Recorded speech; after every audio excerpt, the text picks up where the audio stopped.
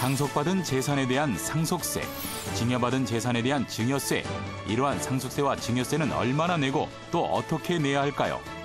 상속세와 증여세의 모든 것 지금 시작합니다.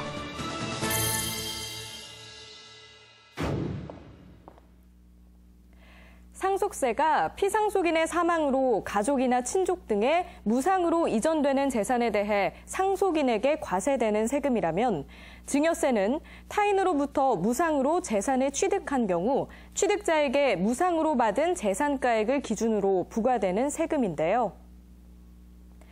상속세와 증여세는 재산이 무상으로 이전되는 경우 부과되는 조세라는 점에서 공통점이 있지만 증여세는 재산에 대한 증여가 증여자의 생전에 이루어지고 상속세는 증여자의 사후에 이루어진다는 점에서 그 차이가 있습니다. 상속세는 상속재산가액에서 각종 공제, 공과금 등을 차감한 나머지 상속재산에, 증여세는 증여재산의 가액에서 증여재산 공제를 한 나머지 금액에 세율을 곱해 계산하는데요. 이때 상속세와 증여세율은 1억 원 이하일 경우 10%, 30억 원 초과 시에는 50%가 적용됩니다. 다만 상속 또는 증여재산이 1억 원 초과 5억 원 이하일 경우 누진 공제액은 1,000만 원이 적용되고 30억 원 초과 시에는 4억 6천만 원이 적용됩니다. 하지만 상속세는 공제 금액이 높아 많은 사람들이 과세 대상에서 제외가 된다고 하는데요.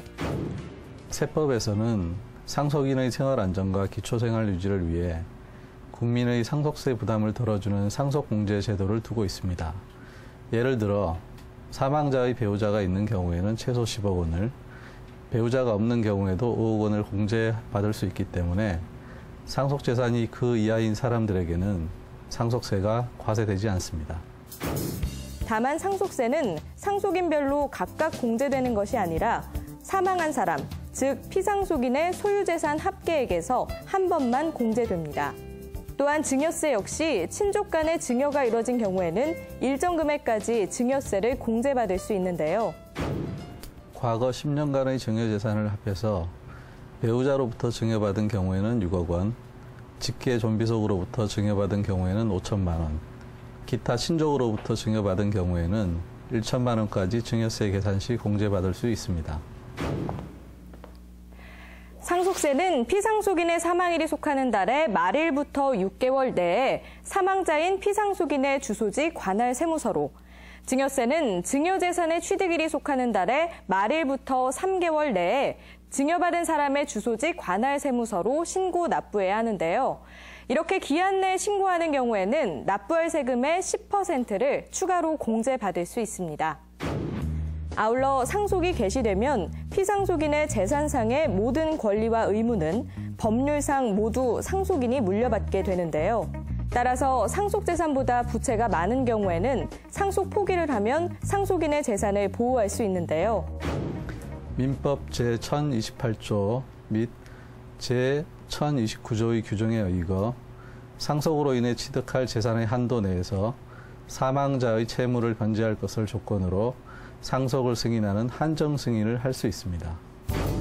상속인이 한정 승인을 하고자 하는 경우에는 상속 개시가 있음을 안 날로부터 3개월 이내에 상속재산의 목록을 첨부해 가정법원에 한정 승인 신고를 해야 합니다.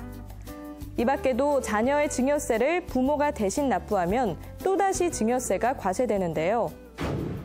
자녀가 증여세를 납부할 수 있는 정도의 소득이 없는 경우에는 증여세 상당액만큼의 현금을 더해 증여하면 한 번의 신고 납부로 증여세 문제를 해결할 수 있습니다.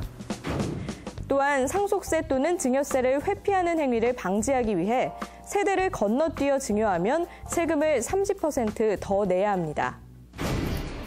상속세와 증여세 역시 제때 신고 납부를 하지 않는 경우에는 고액의 가산세가 추가로 부과되는데요. 따라서 기한 내에 신고하고 납부하는 것이 세금을 절약하는 가장 좋은 방법이라는 사실 염두에 두셔야겠습니다.